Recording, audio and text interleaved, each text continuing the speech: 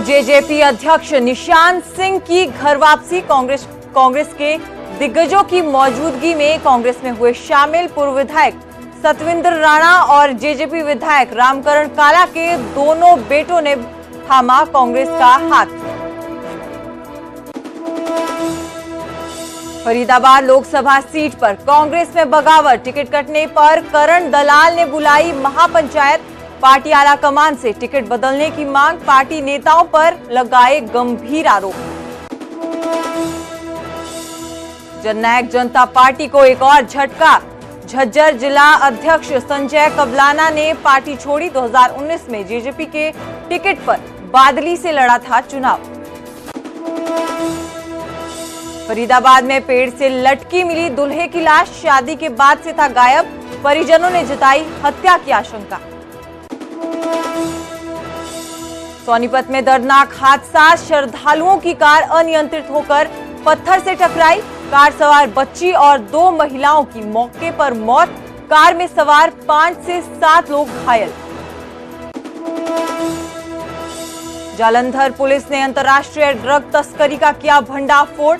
48 kilo heroin समेत 3 आरोपी काबू। 21 लाख कैश, नोट गिनने की मशीन, 3 लग्जरी गाड़ियां भी बरामद। लुधियाना में कांग्रेस ने खेला बड़ा दांव।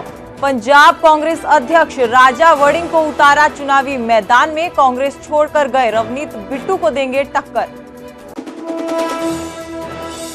कांग्रेस ने गुरदासपुर से सुखविंदर सिंह रंधावा को बनाया उम्मीदवार। खडूर साहिब से कुलबीर जीरा और आनंदपुर साहिब से विजय इंदर सिंगला को दिया टिकट, लेकिन फिरोजपुर सीट पर अभी फंसा है पेच। रक्षा मंत्री राजनाथ सिंह ने भरा नामांकन। यूपी की लखनऊ लोकसभा सीट से लड़ेंगे चुनाव। नामांकन के मौके पर यूपी के सीएम योगी आदित्यनाथ और उत्तराखंड के सीएम पुष्कर धामी रहे मौजूद। चंडीगढ़ समेत हरियाणा पंजाब में आज और कल मौसम रहेगा खराब। तेज हवाओं के साथ बारिश का अनुमान। आज के लिए मौसम विभाग ने ऑरेंज अलर्ट और कल के लिए येलो अलर्ट किया जारी।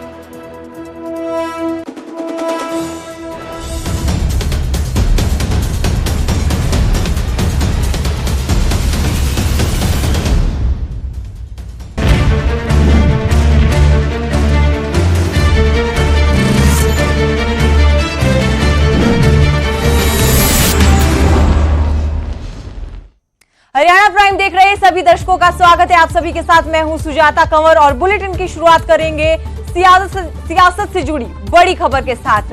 जेजेपी के पूर्व प्रदेश अध्यक्ष निशांत सिंह ने कांग्रेस का हाथ थाम लिया है। भूपेंद्र सिंह हुड्डा की मौजूदगी में वो कांग्रेस में शामिल हुए।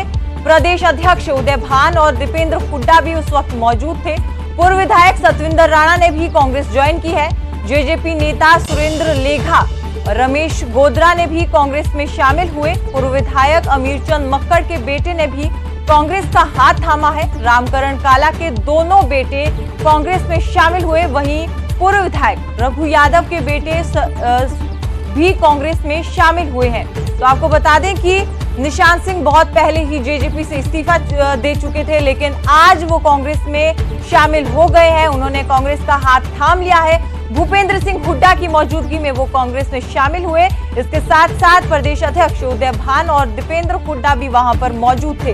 उनके साथ साथ जेजेपी से संबंध रखने वाले कई नेता और पूर्व विधायक के जो बेटे हैं वो भी कांग्रेस में शामिल हुए हैं। पूर्व विधायक सतविंदर राणा ने कांग्रेस ज्वाइन की है। जेजेपी नेता सुरेंद्र लेघा, रमेश गोद्रा, पूर्व विधायक अमीरचंद मक्कड़ के बेटे, रामकरण काला के दोनों बेटे और पूर्व विधायक रघु यादव के बेटे कांग्रेस में शामिल हुए हैं।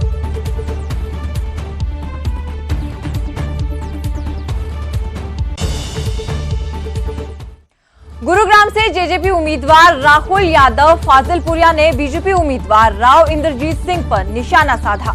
फाजिलपुरिया ने कहा कि मोदी की गारंटी के दौर में बीजेपी सांसद बार बार मौका क्यों मांग रहे हैं। 5 बार के सांसद का फिर से 5 साल मांगना दिखाता है कि काम नहीं किए। इतना ही नहीं, फाजिलपुरिया ने कहा कि अगर बीजेपी सांसद ने पिछले 20 सालों में जो वायदे किए थे, अगर उनको पूरा करने की वो लिखित गारंटी एफिडेविट में देते हैं तो वो खुद अपना वोट बीजेपी उम्मीदवार को देंगे और खुद चुनाव से हट जाएंगे।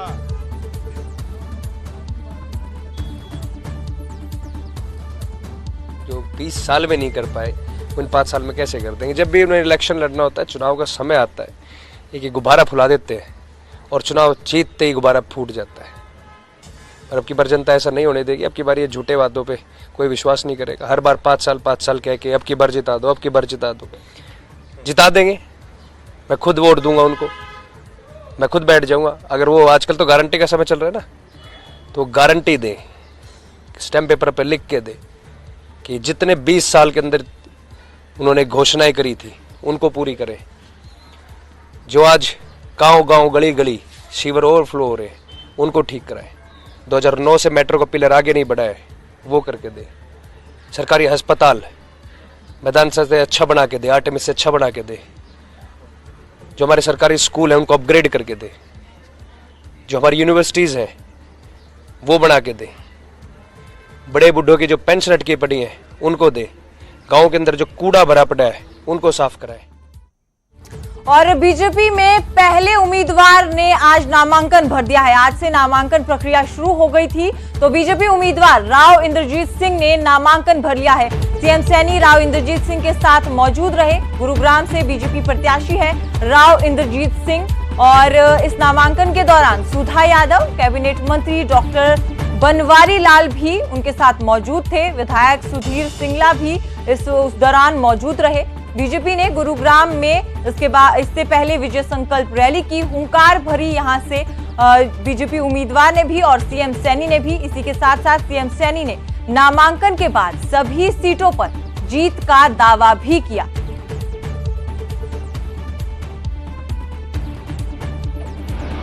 क्योंकि 10 की 10 कमल के फूल खिला करके तीसरी बार नरेंद्र मोदी जी को प्रधानमंत्री बनाने का काम हरियाणा के लोग करेंगे और राव साहब बड़े मार्जिन के साथ तीसरी बार नरेंद्र मोदी जी को प्रधानमंत्री बनाने में राव साहब की बड़ी भूमिका होगी। कमल का फूल गुरुग्राम लोकसभा से जाएगा। बीजेपी उम्मीदवार ने नामांकन भरा, लेकिन कांग्रेस में कलह शुरू हो चुकी है। फरीदाबाद लोकसभा सीट पर कांग्रेस में बगावत देखने को मिल रही है। टिकट कटने पर करण दलाल ने बागी तेवर दिखाए हैं। महापंचायत बुलाकर उन्होंने हुंकार भरी। पार्टी हाईकमान से टिकट को बदलने की मांग की है। उन्होंने कहा कि टिकट वितरण गलत हुआ है। फरीदाबाद की जनता विरोध में है। पार्टी नेताओं पर उन्होंने गंभीर आरोप लगाए और कहा कि पंचायत के सामने बड़ी बड़ी ताकतों को झुकना पड़ता है। पंचायत उन ताकतों को झुकाना जानती है। चौधरी वीरेंद्र सिंह और किरण चौधरी भी टिकट वितरण से खुश नहीं है। ये सब कुछ कहा है करण दलाल ने। गद्दावर नेता करण दलाल, जिन्होंने आज महापंचायत बुलाई थी, उनकी टिकट कटी है। उसके बाद से वो नाराज बताए जा रहे हैं और उन्होंने पार्टी नेताओं पर भी गंभीर इल्जाम लगाए। साथ ही ये कहा कि पंचायत के सामने बड़ी बड़ी ताकतों को झुकना पड़ता है। उन्होंने ये भी यहाँ पर कहा कि चौधरी वीरेंद्र सिंह और किरण चौधरी भी जो टिकट वितरण हुआ है उससे खुश नहीं है। जो कांग्रेस के लोग बीजेपी का साथ दे रहे थे, तो आज इस मिली भगत की लड़ाई को जो लोकसभा के चुनाव के रूप में हमारे सामने आएगी, इसका हम विरोध कर रहे हैं और इसलिए महापंचायत का सहारा लिया है। महापंचायत हमारे इलाके की पूरे देश और दुनिया में हमारी ताकत से वाकिफ है और हम यही निवेदन कर रहे हैं, भाई हमें मजबूर मत करो। हम लड़ना जानते हैं, हम इस हरियाणा की ताकतों को झुकाना जानते हैं। हमने झुका करके भी दिखाएंगे। पा जाएंगे तो ठीक है, वरना तो जो पंचायत का फैसला है 3 दिन में पता लग जाएगा। जो डेलीगेशन वहां जाएगा, अगर नहीं होती है तो फिर हम आपस में बात करके और इलाके को लुटने नहीं देंगे। जो इलाके को लुटने का, परिवारों की राजनीति को कायम करके, इलाके के हितों को जो दरकिनार करके एक गुलाम व्यवस्था का जो फरीदाबाद में खड़ा किया जा रहा है, हम इसका विरोध करेंगे। क्या महेंद्र प्रताप जी को टिकट सिर्फ इसलिए मिली है कि कृष्णपाल को फायदा हो सके, ये कहना है आप? देखिए, मैं महेंद्र प्रताप जी का लिए मैंने खुद पहले कहा था कि वो लड़ना चाहें तो हम टिकट मांग ही नहीं रहे थे। जो बीजेपी से मिले हुए लोग हैं उन्होंने महेंद्र प्रताप को जबरन घर से आगे निकाल करके खड़ा किया इलाके का नुकसान करने के लिए। ये ना पार्टी का कोई नियम है, ना कोई सभ्यता है, ना ये कोई राजनीति। और हमारे सहयोगी अंकित दुदानी ने दीपेंद्र हुड्डा से खास बातचीत की है। आइए आपको सुनाते हैं क्या कुछ कहा है दीपेंद्र हुड्डा ने। हुई है उनसे बात करेंगे। दीपेंद्र जी, कैसे देखते हैं आज काफी ज्वाइनिंग्स आपने करवाई है? आज मैं समझता हूं कि ये लगातार जो कांग्रेस का कुनबा बढ़ रहा है, परिवार बढ़ रहा है और कांग्रेस पार्टी के परिवार में वृद्धि हो रही है, इस बात का संकेत है कि आने वाले समय कांग्रेस का हरियाणा में। क्या लगता है कि कांग्रेस की टिकटों में लेट हुए, लेकिन उम्मीदवार कहीं ना कहीं एक चर्चा के अंदर है कि काफी सशक्त उम्मीदवार दिए? कांग्रेस 10 की 10 सीट पे इंडिया गठबंधन का बहुत अच्छा प्रदर्शन रहेगा, हमें विश्वास है। आप खुद रोहतक लोकसभा से लड़ रहे हैं, पिछली बार भी आपने फाइट की थी, हालांकि कुछ वोटों से रह गए थे, अब की बार किस तरह का? पूरा विश्वास है कि रोहतक से बड़े बहुमत के साथ रोहतक से कांग्रेस पार्टी के पक्ष में लोग मतदान करके हैं, हमें जिताने का काम करेंगे, लेकिन रोहतक ही नहीं 10 की 10 सीट पे कांग्रेस का हमारा गठबंधन जीतेगा। दीपेंद्र जी, आप राज्यसभा सदस्य भी हैं, कहीं ना कहीं बीजेपी सवाल उठा रही है कि राज्यसभा होते हुए लोकसभा लड़ रहे हैं। उनको क्यों तकलीफ है? उनको इस बात की क्या तकलीफ? तो क्या लगता है कि जिस तरह से अभी टिकट वितरण के बाद कुछ नेताओं के अंदर एक सुर उभरे कि विरोध के सुर उभरे, उनको कैसे देखते हैं आप? सभी हमारे बहुत ही सम्मानित नेतागण हैं कांग्रेस पार्टी के और सभी एकजुटता से आगे बढ़ेंगे। कांग्रेस पार्टी सभी को साथ लेकर चलेगी। रोहतक लोकसभा में थोड़े से मार्जिन से रह गए थे, अब आप जाके लोगों को कह रहे हैं कि अब की बार पूरी कसर निकालनी है, तो कैसे बीजेपी आरोप लगा रही है कि आप भड़का रहे हैं ऐसा? देखिए, मैं समझता हूं कि रोहतक के लोग मुझे जानते हैं और रोहतक के लोगों के साथ एक मेरा बड़ा आत्मिक संबंध है। रोहतक लोकसभा क्षेत्र से लोगों का आशीर्वाद मिलेगा, ऐसा मुझे पूरा विश्वास है। करनाल से जो उम्मीदवार उतारा है वो आपका ही दिव्यांशु बुद्धिराजा, आपका लगाया हुआ पौधा है, क्या मानते हैं कि मुख्यमंत्री के सामने वो उम्मीदवार टिक पाएगा? मैं समझता हूं कि निश्चित तौर से कांग्रेस करनाल समेत हम 10 की 10 सीटों पे कांग्रेस पार्टी का गठबंधन जीतने जा रहा है हरियाणा में। संविधान को बचाने की बात आपने कही है कि कहीं ना कहीं अगर सरकार आती है दोबारा तीसरी बार तो संविधान को खतरा हो सकता है, आप कैसे कहना चाहते हैं? देखिए, ये इस पार्टी ने, भाजपा के सत्ता दल ने लगातार लोकतंत्र पे प्रहार किया, संवैधानिक हर संस्था पे प्रहार किया, लगातार संवैधानिक पदों को और सरकारी नौकरियों को समाप्त करने का काम किया। जो इन लोगों के संवैधानिक अधिकार थे सरकारी नौकरियों में, उनको उनसे वंचित रखने का काम किया। और इनके बयान आए, इनके खुद के बयान आए, मोहन भागवत से लेकर अनंत कुमार हेगड़े तक, सब ने कहा कि 400 पार का जो नारा है वो इसीलिए है कि 400 पार के बाद संविधान को हम तोड़ने का काम करेंगे। ये अहंकार है। लोग संविधान को तो हम टूटने नहीं देंगे, लेकिन भाजपा के घमंड को जरूर लोग तोड़ने का काम करेंगे। आखिरी सवाल है मेरा कि 400 पार का नारा दिया है, लेकिन 2 जो चरण के मतदान हुए उसके बाद कहीं ना कहीं वो नारा कैसे देखते हैं आप? 2 चरण के मतदान के बाद भाजपा के शीर्ष नेतृत्व की भाषा में असत्य और कटुता जिस रूप से आई है, भाजपा के शीर्ष नेतृत्व ने जो बातें कहने शुरू करी हैं, दोनों पहले प्रथम और द्वितीय चरण के मतदान के रुझानों के बाद, तो उस रुझानों में क्या हुआ होगा आप अंदाजा लगा सकते हैं। आपके घोषणा पत्र को मुस्लिम लीग का घोषणा पत्र बता रहे हैं। ये मुस्लिम लीग के साथ श्यामा प्रसाद मुखर्जी के समय यही पार्टी थी भाजपा जनसंघ, जिन्होंने गठबंधन किया था आजादी, देश की आजादी से पहले।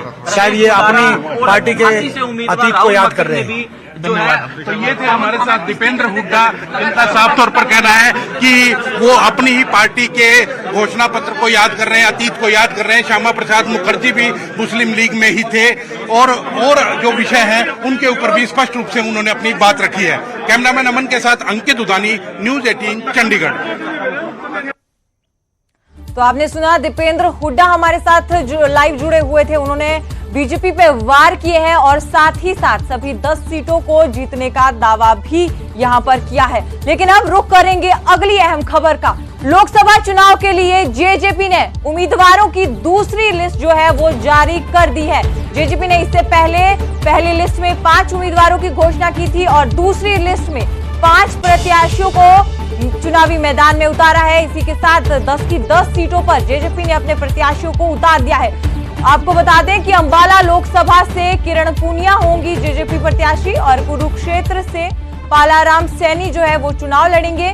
करनाल से देवेंद्र कादियान को जेजेपी ने अपना उम्मीदवार बनाया है। सोनीपत लोकसभा सीट से भूपेंद्र मलिक जो है वो चुनाव लड़ेंगे। रोहतक से जेजेपी के युवा प्रदेश अध्यक्ष रविंद्र सांगवान को टिकट मिला है। करनाल उपचुनाव में राजेंद्र मदान उर्फ रामा मदान को उम्मीदवार बनाया गया है। तो पहली लिस्ट में 5 उम्मीदवारों की घोषणा जेजेपी की तरफ से की गई थी। इसके बाद दूसरी लिस्ट जो है जननायक जनता पार्टी द्वारा जारी कर दी गई है। अपनी दूसरी लिस्ट में करनाल में होने वाले उपचुनाव के लिए उम्मीदवार की घोषणा भी जो है जेजेपी ने कर दी है। तो ये बड़ी खबर, आपको बता दें कि नामांकन का जो दौर है वो भी शुरू हो गया है।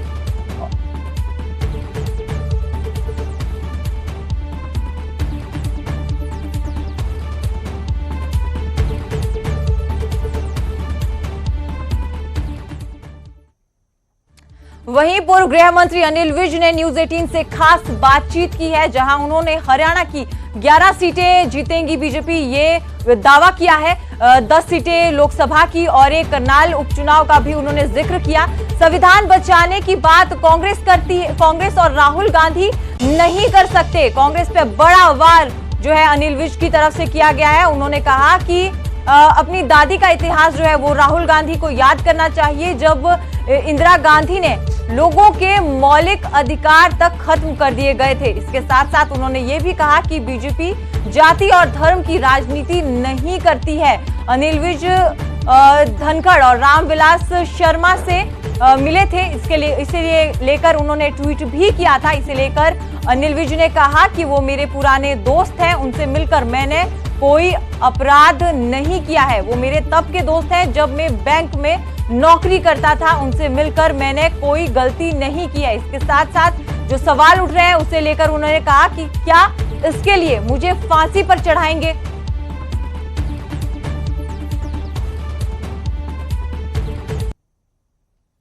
और क्योंकि हमारा तो लगातार कार्यकर्ताओं को प्रशिक्षण दिया जाता और समय आते उनकी ड्यूटियां लगा दी जाती हैं। बाकी पार्टियों का तो कोई संगठन ही नहीं है। हमारी पन्ना प्रमुख तक कमेटियां बनी हुई हैं और हम पूरे जोश के साथ ये चुनाव लड़ रहे हैं। और 10 की 10 लोकसभा की और करनाल का जो बाई इलेक्शन हो रहा है, जहां से हमारे मुख्यमंत्री जी लड़ रहे हैं, भारी मतों से जीतेंगे। जो भी सामने आएगा वो खाड़ दिए जाएंगे। 1 महीना लगाया इन्होंने, 1 महीना ये ग्रुप लड़ते रहे हैं, हुड्डा ग्रुप और एसआर के ग्रुप, 1 महीना तक। और अब जिस दिन से लिस्ट बाहर आई है, अब झगड़े बाहर शुरू हो गए। किरण चौधरी अलग मीटिंग कर रही है, वरिंदर सिंह अलग मीटिंग कर रहे हैं, करण दलाल अलग मीटिंग कर रहे हैं। तो ये तो अभी तो 1 दिन हुआ है। अब चुनाव वाले दिन तक देखना कि इनका क्या हाल होता है। संविधान के साथ बुरा हाल कांग्रेस पार्टी ने किया है, उतना किसी और ने आज तक नहीं किया। राहुल गांधी को अपनी दादी का इतिहास देखना चाहिए, इंदिरा गांधी का, किस प्रकार से लोगों के मौलिक अधिकार सारे खत्म कर दिए थे। इमरजेंसी लगा के संविधान को पैरों तले रौंदकर उसने लगभग 1.25 लाख लोग जेलों में डाल दिए थे, बड़े बड़े नेता जेलों में डाल दिए थे। सवाल है कि एक आपने आज ट्वीट किया गले मिलते हुए रामविलास शर्मा से और ओम प्रकाश धनखड़ से, और उस पर शेर व शायरी भी लिखी कि ये दोस्ती हम नहीं तोड़ेंगे। उसको लेकर भी कहीं ना कहीं चर्चाएं शुरू हो गई हैं, कैसे देखते हैं? कोई अपराध कर दिया मैंने? पार्टी के नेता हैं, दोनों प्रधान रहे हैं और मेरे बहुत पुराने संबंध है रामविलास जी से। तो जब मैं बैंक में काम करता था, क्योंकि पार्टी से तो मेरा विद्यार्थी जीवन से ही संबंध हो गया था, तो जब भी वो अम्बाला छावनी आते थे मेरे घर पे सोते थे। मेरे पास उनके साइज की 4 पाई नहीं थी, मैं 2 4 पहिए जोड़ देता था और मेरे घर सोते थे। अरे हम सामाजिक प्राणी भी तो हैं, कोई प्रतिबंध लगा रखा उनसे मिलने के लिए? क्यों ऐसी बात उठाई जाती है? हमारे मित्र हैं, मिलते हैं, हम सबसे मिलते हैं और मिलूंगा। मैंने कहा है कि हम दोस्ती नहीं तोड़ेंगे। इस बुलेटिन में फिलहाल इतना ही। आप देखते रहिए न्यूज़ 18 पंजाब हरियाणा।